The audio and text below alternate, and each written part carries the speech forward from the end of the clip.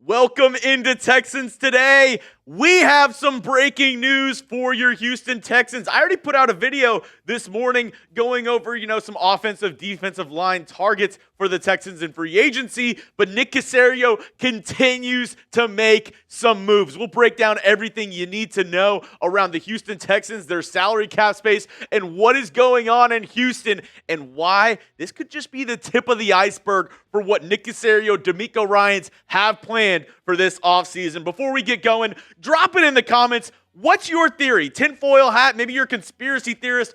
What do you think the Texans are gearing up to do? Do you think they're saving all this money for a massive move? Or do you think it'll be more small potatoes? They're just going to do some re-signings, make some under-the-radar moves heading into NFL free agency. Get down in the comments. Drop what you think Nick Caserio has cooking for the Houston Texans. Now, let's get into the meat and potatoes of today's show, the news that happened around your Houston Texans bright and early this morning. Aaron Wilson reported Texans restructuring linebacker Azeez Al-Shaair's 3-year, $34 million deal, creating $6.26 million in salary cap space. So that was one move that already happened this morning to create some more cap space. We knew the Texans were bottom 10 in the NFL going into the offseason in terms of cap space. Nick Caserio making things happen so that the Texans can make some moves once free agency begins.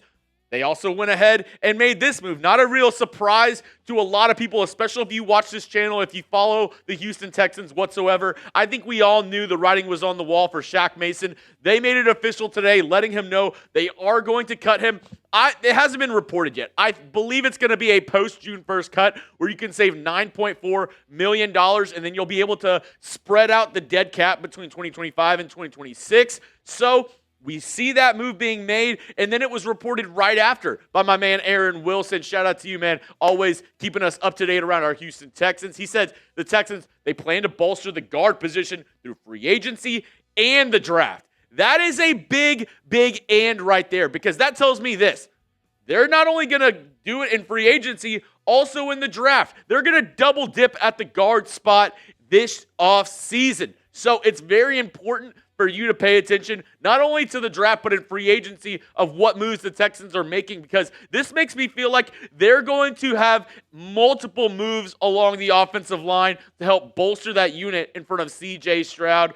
I think it's very possible that we see the Texans have 2 new starting guards heading in to 2025. If you missed my video that went out earlier this morning, no problem. I'm going to have that link in the comment section, description of today's video for you. I go over offensive and defensive line targets, also some edge targets for the Houston Texans. I think, mostly I focused on the lower tier guys, the, guys who are going to, cost you a little bit less in free agency. But after the news today, I'm going to break down later in the show why I think the Texans might be able to break the bank on at least one guy in free agency. I also broke down this deal yesterday on the channel. Christian Kirk, wide receiver for the Jags, being traded to the Texans for a 2026 7th-round pick. If you didn't see this news yesterday, you might be living under a rock. But also, I'll put the link to this video in the comments and description of today's video as well. Another reason why you got to hit that sub button, because we're breaking down Texans news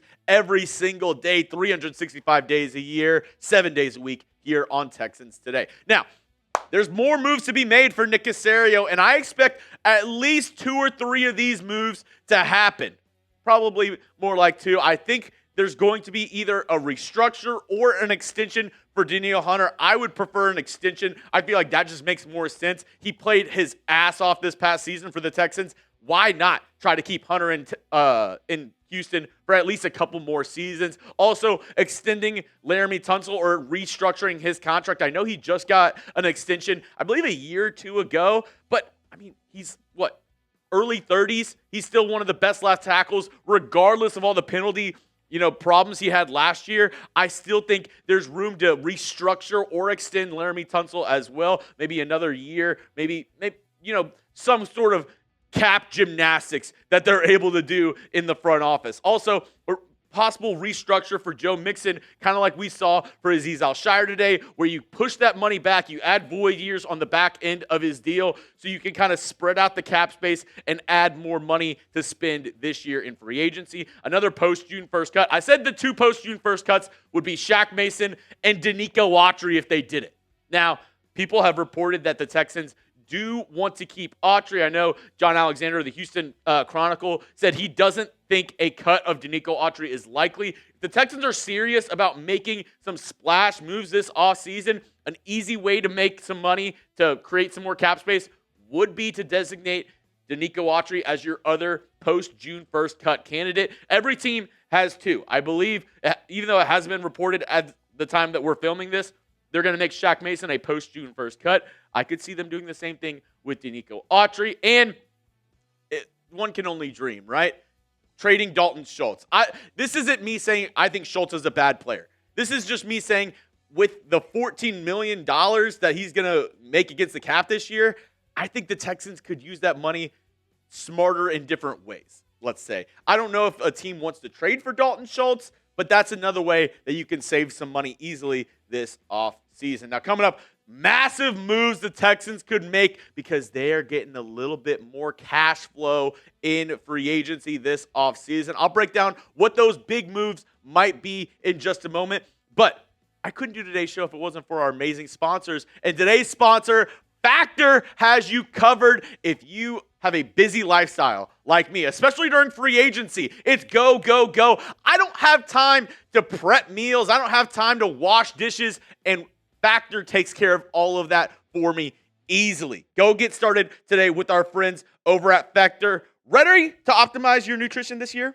Factor has chef-made gourmet meals that make eating well easy. They're dietitian approved and ready to heat and eat in 2 minutes so you can fuel right and feel great no matter what life throws at you.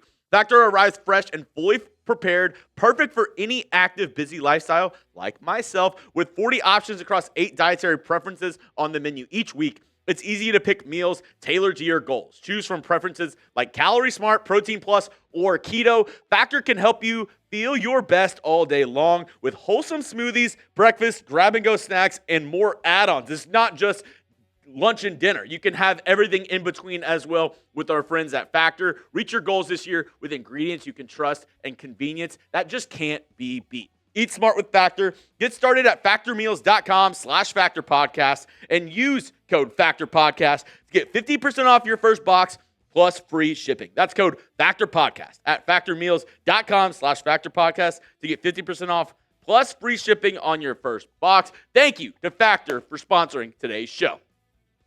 Big moves that the Texans could make. And these were moves at the start of the offseason I was a little bullish on. I was like, I don't really think the Texans are going to break the bank for a guard. But that report from Aaron Wilson saying the Texans are going to double dip. They're going to draft and sign somebody along the offensive line to play maybe center or guard makes me think maybe Will Fries is an option. The Colts free agent is one of the younger guards, and with guys already off the table Jonah Jackson got traded to the Chicago Bears. Joe Thuney got traded to the Chicago Bears. Trey Smith got tagged by the Kansas City Chiefs. He might be one of the top options on the interior if teams are looking for offensive line help in free agency. Another guy who's going to get absolutely paid, I feel like, in free agency, Mekhi Becton, had a career year with the Philadelphia Eagles, and he is a massive human being. 6'7", 363 pounds. He played tremendously for Philadelphia, clearing holes for Saquon Barkley all year last season, en route to over 2,000 yards. I mean, he was fantastic. Could he be an option for the Texans to revitalize this offensive line? And we talked about it on yesterday's show. Aaron Banks reportedly going to probably get around 18 to 20 million from San Francisco. Similar scheme to what the Texans are going to run. Could the Texans look to sign this 27-year-old and add to this offensive line? And somebody that I haven't really mentioned a ton, Tevin Jenkins, guard from the Chicago Bears. I don't think really got a fair shake. The whole offensive line for the Bears has been in disarray over the past 3 to 4 seasons. I still think Tevin Jenkins is a good offensive lineman and could fit really well in if he's in the right unit, could be another option for the Houston Texans. Still my favorite, though. And it does come with a little bit of a risk, is James Daniels. He's still my favorite option and won't be as expensive as those other guys. I still think the Texans are going to not break the bank at the offensive line. I still think they're going to spend some money, maybe on a guy like a James Daniels, who is still young, and before he got injured last year, was the second-rated guard according to PFF. He's still my favorite for the Texans to land. I would love if they went out and signed James Daniels, but I do know one thing. The Texans are clearing up some cap space. They're making some moves, and they are going to spend at the offensive line in free agency. So I want to know from you, will the Texans spend big at guard? Give me a yes. Give me a no. Let me know your thoughts down below. They traded for Christian Kirk yesterday.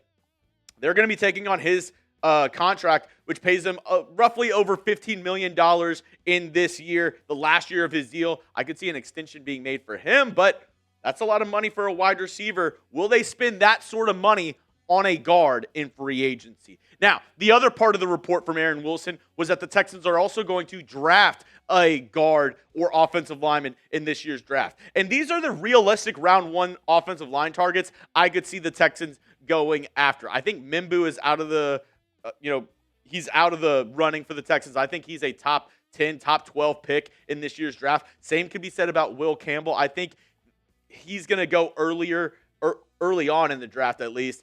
These guys have all somewhat, slid down to the Texans, and these two maybe a little rich, maybe a reach for the Texans at 25, but still options if the Texans really just want to nab one of those guys that they love at the guard spot. Kelvin Banks from Texas has played left tackle his entire time in Austin, but a lot of people are projecting him maybe, pushing in a little bit to that guard spot. Gray Zabel, arguably the best center in this year's draft, can also be that position flexibility, play a little guard for you as well. I know a lot of teams are salivating over the idea of getting the North Dakota State prospect, Josh Simmons.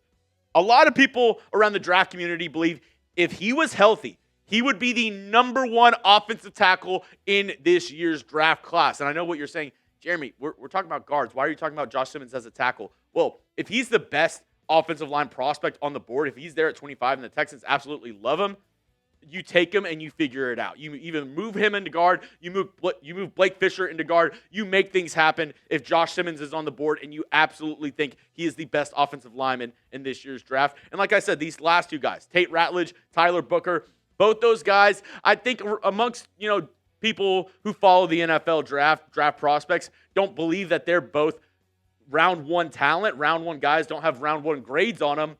But still, like I said, if the Texans are sitting there at 25 and they're like, you know what? I know it's a reach, but we need a guard, and they really like Ratledge or Booker, I could see those guys being the option for the Texans at 25 as well. Next up, other big moves that could be made, because I know we're talking about offensive line, but like I said, I don't think the Texans necessarily break the bank and sign one of the top guards in free agency. I think it'll be a depth signing. Might be a little bit of an overpay, but I'm really hoping for a guy like James Daniels. Some other moves that could be made if they're going to break the bank or spend a lot of money, maybe pay another receiver. They're not done adding to the receiver room. They already traded for Christian Kirk. I said it might be, with that move, the end of Stefon Diggs in Houston. Maybe they're clearing cap space to try to pay a guy like Stefon Diggs and keep him in H-Town. Darius Slayton, another guy hitting the free agency market that I could see a team going out and paying. Maybe the Texans really love his fit. Same with DeAndre Hopkins, Amari Cooper.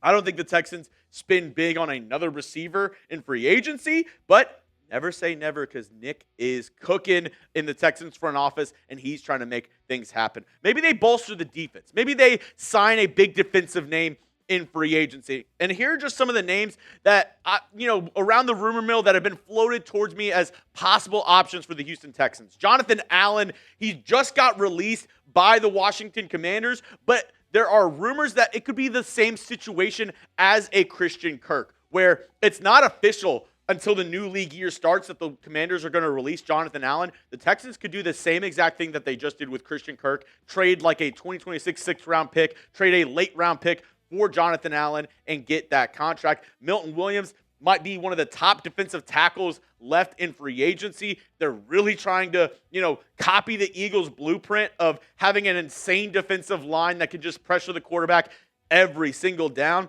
Maybe Milton Williams is a guy that they look at. I put it on Twitter, and I really am starting to fall in love with the idea of the Texans reuniting Azeez Al-Shaair and Dre Greenlaw from the San Francisco 49ers. They both, played under DeMeco Ryans in San Francisco. Maybe a reunion could be had. I know the Texans like To'o. Christian Harris is on the last year of his rookie deal. If the Texans want to just create a monster on the defensive side, maybe they go out and sign Greenlaw. Talanoa Hufanga is somebody who's been rumored around the Houston Texans because of those ties to DeMeco Ryans. And then Justin Reed. He's a free agent. The Chiefs said they're probably not going to be able to bring him back in free agency. Got drafted by the Houston Texans. Maybe they bring him back to shore up the secondary alongside Kalen Bullock as well. That's all I have for you on today's show, folks. But be ready. Make sure you have your notifications turned on. Please, for the love of God, turn on your notifications because Texans news is going to start flying.